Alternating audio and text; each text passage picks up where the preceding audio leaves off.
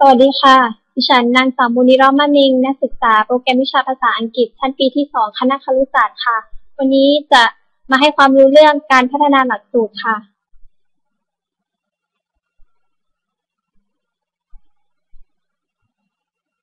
ความหมายของการพัฒนาหลักสูตร คณะชาติทองอ้างจากกุดได้ให้ความหมายของหลักสูตรไว้3ประการดังนี้คือ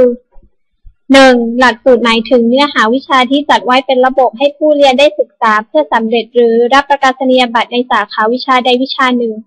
2. หลักสูตรหมายถึงเข้าโครงทั่วไปของเนื้อหาหรือสิ่งเฉพาะที่จะต้องสอนซึ่งโรงเรียนจัดให้แก่เด็กเพื่อให้สำเร็จและสามารถเข้าศึกษาต่อในทางอาชีพต่อไป 3. หลักสูตรหมายถึงกลุ่มวิชาและการจัดประสบการณ์ที่กำหนดไว้ให้ผู้เรียนได้เรียนภายใต้การแนะนำของโรงเรียนและสถานศึกษาความสำคัญของหลักสูตร คณะชาติทองอ้างจากสรรธรรมบำรุงได้สรุปความสำคัญของหลักสูตรไว้9ประการคือ 1. หลักสูตรเป็นแผนปฏิบัติงานหรือเครื่องชี้แนวทางปฏิบัติงานของครู 2. หลักสูตรเป็นข้อกำหนดแผนการเรียนการสอนอันเป็นส่วนร่วมของประเทศ 3. หลักสูตรเป็นเอกสารของทางราชการ 4. หลักสูตรเป็นเกณฑ์มาตรฐานการศึกษา 5. หลักสูตรเป็นแผนการดำเนินงานของผู้บริหารการศึกษา 6. หลักสูตรจะกำหนดแนวทางในการส่งเสริมความเจริญงอกงามและพัฒนาการของเด็กตามจุดมุ่งหมายของการศึกษา 7. หลักสูตรจะกำหนดลักษณะและรูปร่างของสังคมในอนาคตได้ว่าจะเป็นไปในรูปแบบใด 8. หลักสูตรจะกำหนดแนวทางให้ความรู้ทักษะความสามารถความประพฤติที่จะเป็นประโยชน์ต่อสังคม 9. หลักสูตรจะเป็นสิ่งที่บ่งชี้ถึงความเจริญของประเทศรูปแบบการพัฒนาหลักสูตร รูปแบบการพัฒนาหลักสูตรเป็นการกำหนดลักษณะระเบียบวิธีการที่จะนำไปสู่การพัฒนาหลักสูตรให้มีความเหมาะสมสอดคล้องกับสถานการณ์ในขณะนั้น ใจทิพย์เชื้อรัตนพงศ์ได้อธิบายว่าการพัฒนาหลักสูตรประกอบด้วย3มิติคือมิติที่1การวางแผนจัดทำหรือยกร่างหลักสูตรมิติที่2การใช้หลักสูตรและมิติสุดท้ายการประเมินผลหลักสูตรการพัฒนาหลักสูตรให้มีคุณภาพได้นั้นย่อมขึ้นอยู่กับว่าแต่ละมิติมีประสิทธิผลมากน้อยเพียงใดคณะชาติทองความหมายของการพัฒนาหลักสูตรสรรธรรมบำรุงได้กล่าวถึงความหมายของการพัฒนาหลักสูตรไว้ว่าการพัฒนาหลักสูตรจะมีความหมายครอบคลุมถึงการสร้างหลักสูตรการวางแผนหลักสูตรและการปรับปรุงหลักสูตรการพัฒนาหลักสูตรนั้นเป็นการปรับปรุงหลักสูตรให้ดีขึ้นทั้งระบบตั้งแต่จุดมุ่งหมายการเรียนการสอนการใช้สื่อการเรียนการสอนการวัดและประเมินผ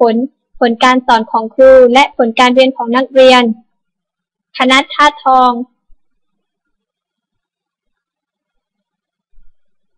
แนวคิดและทฤษฎีของการพัฒนาหลักสูตรคณะชาติทอง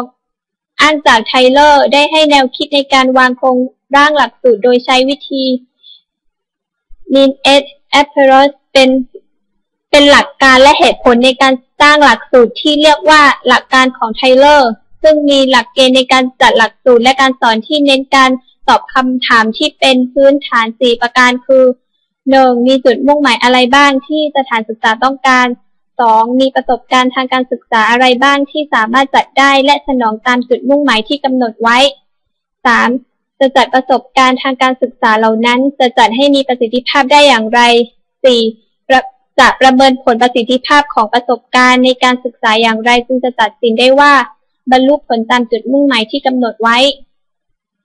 แนวคิดการพัฒนาหลักสูตรของไทเลอร์เป็นไปตามลำดับขั้นโดยอาศัยข้อมูลจากแหล่งกำเนิดที่จะเป็นพื้นฐานในการตัดสินใจ3แหล่งคือ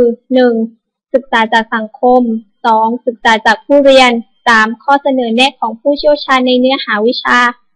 ข้อมูลที่ได้จากแหล่งทั้ง3ดังกล่าวจะเป็นเครื่องช่วยในการตั้งจุดมุ่งหมายชั่วคราว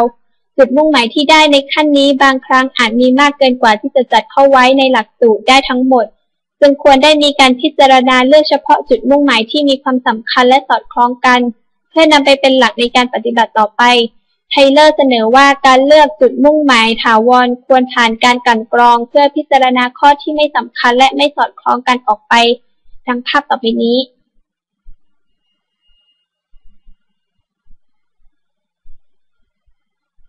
กระบวนการพัฒนาหลักสูตร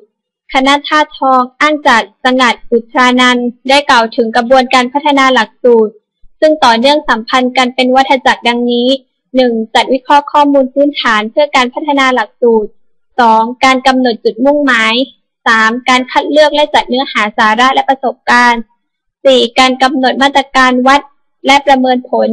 5. การนำหลักสูตรไปใช้ 6. การประเมินผลการใช้หลักสูตร 7. การปรับปรุงแก้ไขหลักสูตรคณะธาตุทองปัจจัยที่มีผลต่อการพัฒนาหลักสูตร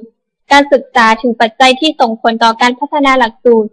ผู้วิจัยพัทราพรพลเงินได้สังเคราะห์แนวคิดในด้านการพัฒนาหลักสูตรของกรมวิชาการที่คาดว่าสามารถนำมาใช้ในการพัฒนาหลักสูตรสถานศึกษามี2ด้านคือ 1. ความพร้อมที่มีอยู่ภายในโรงเรียนเช่นบุคลากรการบริหารวัสดุอุปกรณ์ความร่วมมือระหว่างบุคคลในโรงเรียนความร่วมมือระหว่างโรงเรียนกับชุมชนหรือท้องถิ่น 2. ความพร้อมที่มีอยู่นอกโรงเรียนเช่นความร่วมมือของชุมชนผู้ปกครองหน่วยงานเป็นปัจจัยหลักปัจจัยที่ส่งผลต่อความสำเร็จในการพัฒนาหลักสูตรแบ่งเป็น2ปัจจัยคือ 1. ปัจจัยภายใน 2. ปัจจัยภายนอกปัจจัยภายในคือตัวแปรที่อยู่ในระบบโรงเรียนซึ่งเกี่ยวข้องกับการพัฒนาหลักสูตรสถานศึกษาหมายถึงมีความเกี่ยวข้องสัมพันธ์หรือมีอิทธิพลต่อการพัฒนาหลักสูตรสถานศึกษาทั้งในด้านการปรับขยายเพิ่มเติมการจัดทำรายวิชาการจัดทำสื่อเสริมและการกำหนดกิจกรรมเสริมได้แก่ 1. ความพร้อมด้านบุคลากรหมายถึงการจัดเตรียมความพร้อมให้แก่บุคลากรในด้านความรู้ความเข้าใจในการพัฒนาหลักสูตรการจัดสรรจำนวนบุคลากรที่เหมาะสมและการแบ่งภาระหน้าที่ที่รับผิดชอบในการพัฒนาหลักสูตรสถานศึกษา 2. ความพร้อมด้านสื่ออุปกรณ์และอาคารสถานที่หมายถึงการวางแผนการจัดเตรียมสถานที่จำนวนสื่อที่อำนวยต่อการพัฒนาหลักสูตรสถานศึกษา 3. ความรู้ความเข้าใจในเรื่องหลักสูตรของผู้บริหารหมายถึงความรู้ความสามารถของผู้บริหารในการวางแผนการบริหารจัดการหลักสูตรในด้านการจัดทำสาระการเรียนรู้ของหลักสูตรการสนับสนุนด้านอำนวยความสะดวกในการพัฒนาหลักสูตรการนิเทศติดตามการใช้หลักสูตรและการประเมินผลการนำหลักสูตรไปใช้ 4. นโยบายการบริหารหมายถึงการกำหนดเป้าหมายของโรงเรียนเพื่อให้มีการพัฒนาหลักสูตรสถานศึกษาโดยมีการจัดประชุมชี้แจงให้บุคลากรรับทราบและเข้าใจนโยบายของโรงเรียนและถือเป็นแนวปฏิบัติ 5. งบประมาณหมายถึงการจัดสรรดำเนินการใช้เงินงบประมาณและนอกงบประมาณเพื่อสนับสนุนการพัฒนาหลักสูตรสถานศึกษาปัจจัยภายนอกหมายถึงตัวแปรที่อยู่ภายนอกระบบโรงเรียนซึ่งเกี่ยวข้องกับการพัฒนาหลักสูตรสถานศึกษาซึ่งในการพัฒนาหลักสูตรนั้นจำเป็นที่จะต้องอาศัยบุคลากรในชุมชนหรือท้องถิ่นเข้ามามีส่วนร่วมในการพัฒนาด้วยเนื่องจากในสภาพปัจจุบันต้องการเน้นให้หลักสูตรสถานศึกษาที่พัฒนาขึ้นมานั้นได้สะท้อนถึงสภาพปัญหาและภูมิปัญญาท้องถิ่นได้แก่ 1. ความร่วมมือจากชุมชนหมายถึงการเข้าร่วมประชุมเสนอแนะแนวทางในการพัฒนาหลักสูตรจากบุคลากรในชุมชนการสนับสนุนช่วยเหลือด้านวิทยากรในท้องถิ่นและทุนทรัพย์ในการจัดซื้อวัสดุอุปกรณ์เพื่อการพัฒนาหลักสูตร